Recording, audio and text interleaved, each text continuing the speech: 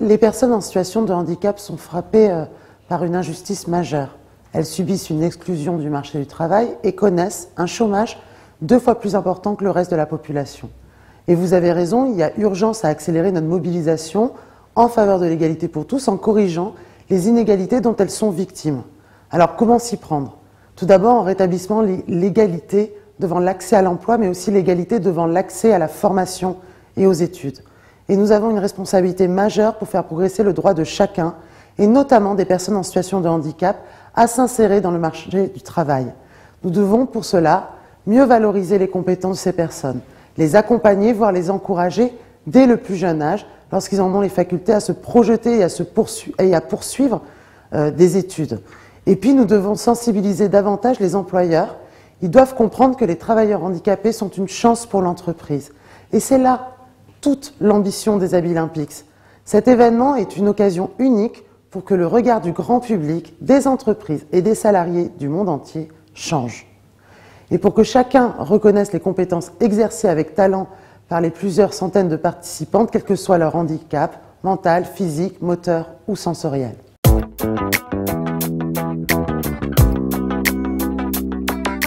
Et il y a incontestablement une bataille culturelle d'ampleur à mener à l'échelle de notre pays, depuis l'école, je le disais, jusqu'à l'entreprise.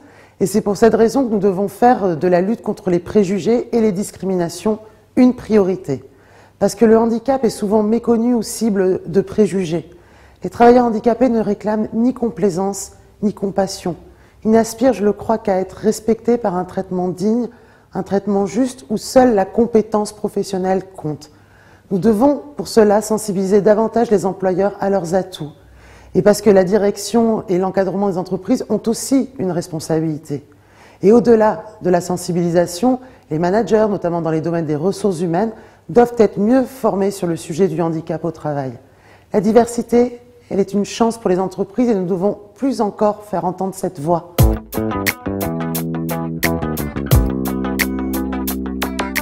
Le ministère est membre fondateur de l'association Abilympics. Nous avons souhaité que le mouvement des Abilympics soit plus connu en France, car au-delà de la compétition, ce championnat des métiers des personnes en situation de handicap participe réellement à faire progresser les conditions d'emploi pour tous. Les Abilympics sont une chance pour notre pays qui s'apprête à accueillir 35 nations du monde entier.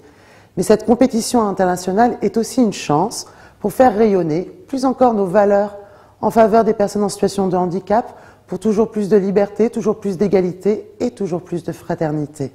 Donc le ministère du Travail, de l'Emploi, de la formation professionnelle et du dialogue social est engagé au quotidien pour favoriser le recrutement des personnes en situation de handicap, la prévention de la désinsertion professionnelle et le maintien dans l'emploi. D'ailleurs, les crédits de mon ministère consacrés aux politiques de l'emploi des personnes handicapées ont augmenté de près de 20% depuis 2012, s'établissant désormais à près de 633 millions d'euros. Et ils accentuent ainsi notre mobilisation concernant le financement des entreprises adaptées, les emplois aidés, les mesures en faveur des jeunes. Mais il faut aussi en parallèle permettre à ces personnes d'acquérir des compétences et de mobiliser des formations pour qu'elles réussissent leurs projets professionnels. C'est pourquoi j'ai fait de l'amélioration de l'accès à la formation professionnelle une de mes priorités d'action.